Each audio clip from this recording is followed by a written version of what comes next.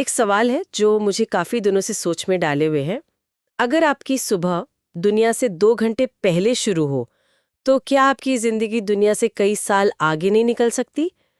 ये सुनने में बड़ा नाटकीय लगता है, लेकिन आज की हमारी बातचीत इसी एक शक्तिशाली विचार के इर्द गिर्द घूमने वाली है। हम बात कर रहे हैं रॉबिन शर्मा के द 5 AM क्लब कॉन्सेप्ट की। अब मैं जानती हूँ कि बहुत से लोगों ने इसके बारे में सुना होगा, शायद किताब भी पढ़ी हो। हाँ, बिल्कुल।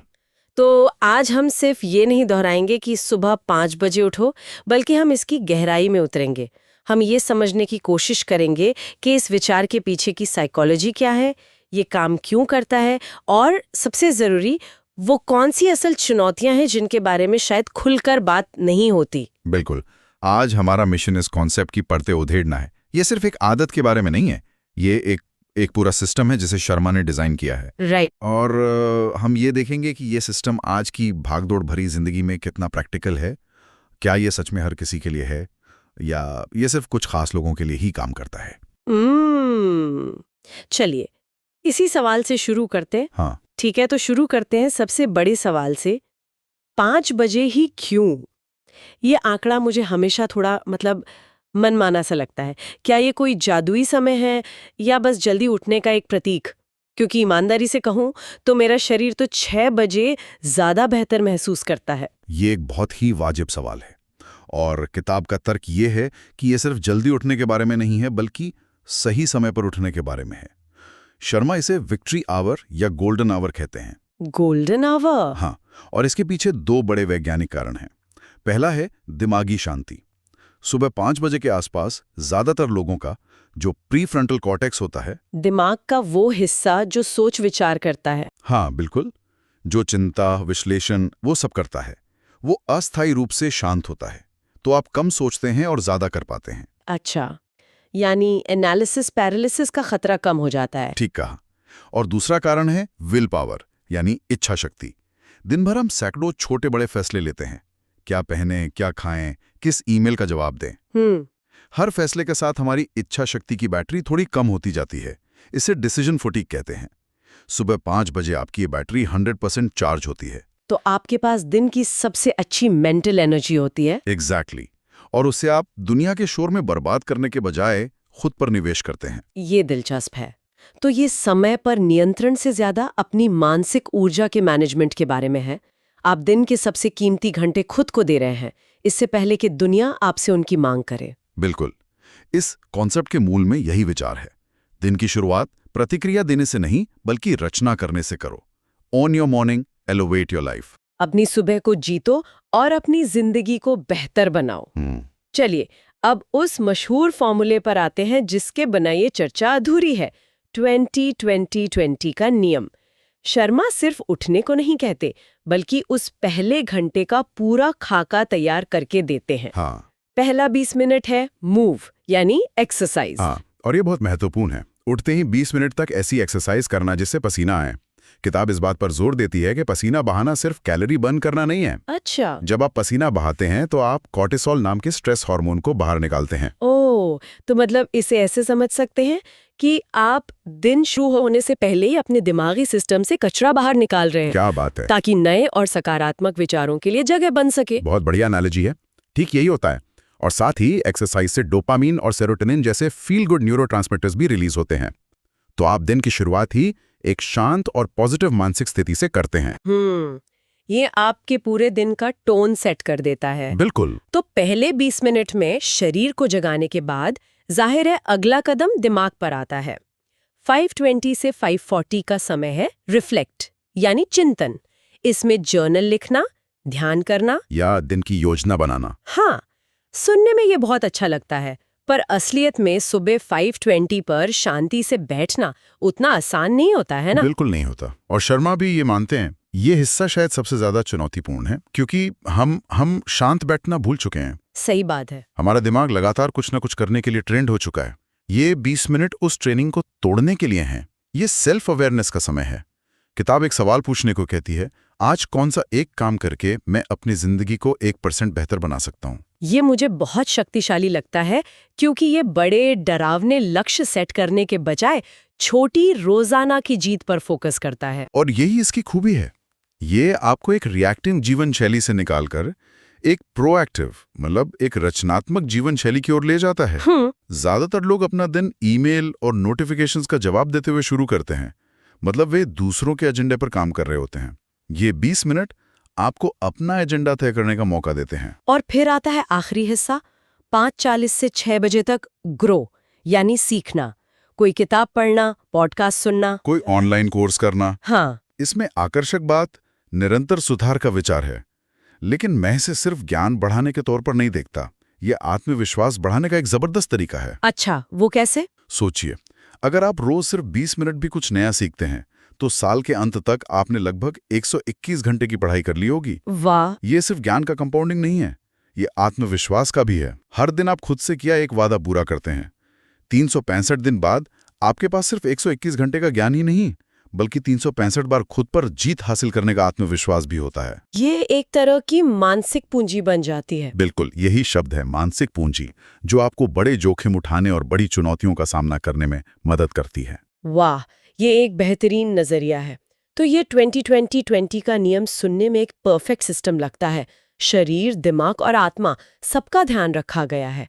लेकिन यहीं पर मेरा मन सवाल करता है। जब सुबह अलार्म बजता है और शरीर कहता है नहीं, तब ये परफेक्ट सिस्टम कितना काम आता है? स्रोत इस असलियत से कैसे निपटता है? हाँ, और यहीं पर ज्यादातर लोग हार मान लेते हैं। किताब का तर्क बहुत सीधा है। ये प्रेरणा या मोटिवेशन का खेल नहीं है, ये अनुशासन का खेल है। अनुशासन। सफल लोग अपने मूड के हिसाब से काम नहीं करते, वे अपनी प्रतिबद्धता के हिसाब से करते हैं। चाहे मन हो या ना हो, आप उठते हैं क्योंकि आपने खुद से वादा किया है। लेकिन ये कहना आसान है, करना मुश्किल। हम में से ज्यादातर लोग अपनी भावनाओं से चलते हैं। आज अच्छा महसूस नहीं हो रहा, कल करेंगे। इस आदत को कैसे तोड़ा जाए? किताब इसके लिए हैबिट इंस्टॉलेशन प्रोटोकॉल की बात करती है, जो कहती है कि किसी भी नई आदत को अपनी पहचान का हिस्सा बनाने में औसतन 66 दिन लगते हैं। 66 दिन, ओके। और इसे 3 चरणों में बांटा गया है। पहले 22 दिन होते हैं डिस्ट्रैक्शन के, जहां आप अपनी पुरानी आदतों को तोड़ते हैं। ये सबसे मुश्किल चरण है।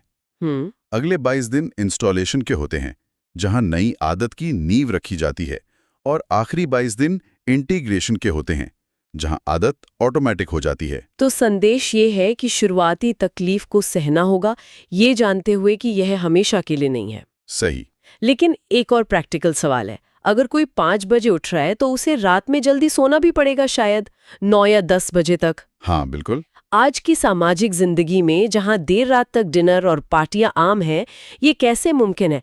क्या इसका मतलब सोशल लाइफ का अंत है? ये बहुत बड़ा और जायज मुद्दा है, जिसे किताब सीधे तौर पर बहुत ज्यादा एड्रेस नहीं करती। ये एक त्याग मांगता है। आपको अपनी प्राथमिकताएं तय करनी होंगी। शायद आप हर पार्टी में शामिल नहीं हो सकते, या शायद आप किसी पार्टी में जाएं लेकिन जल्दी निकल जाएं। यह एक चुनाव है। क्या आप भीड़ का हिस्सा बन के औसत रहना चाहते हैं, या कुछ असाधारण हासिल करने के लिए कुछ त्याग करने को तैयार हैं? ये भी एक तर्क है। तो अगर कोई ये सब कर लेता है, अनुशासन दिखाता है, 66 दिन तक टिका रहता है, सामाजिक त्याग करता है, तो असल में उसकी जिंदगी में क्या बदलता है? सिर्फ प्रोडक्टिविटी बढ़ती है या कुछ और भी है? प्रोडक्टिविटी तो सिर्फ एक छोटा सा साइड इफेक्ट है। असली बदलाव अंदरूनी होता है। पहला, आपका आत्मविश्वास आसमान छूने लगता है। अच्छा। हर सुबह जब आप अलार्म बजने पर उठ जाते हैं तो आप खुद को एक छोटा सा संदेश भेजते हैं, मैं भरोसे के लायक हूं, मैं जो कहता हूं वो करता हूं। ये आत्मसम्मान का एक बहुत बड़ा स्रोत है। और मुझे लगता है कि इससे एक तरह की मानसिक शांति भी आती होगी। दिन भर की भागदौड़ से पहले 1 घंटा सिर्फ अपने लिए निकालना। बिल्कुल, तनाव का स्तर काफी कम हो जाता है। आप दिन का पीछा नहीं कर रहे होते, आप दिन का नेतृत्व कर रहे होते हैं। वाह। आपके पास सोचने, योजना बनाने और तैयारी करने का समय होता है। इससे जीवन में एक स्पष्टता आती है, और धीरे धीरे लोग आपके अंदर यह बदलाव नोटिस करना शुरू कर देते हैं।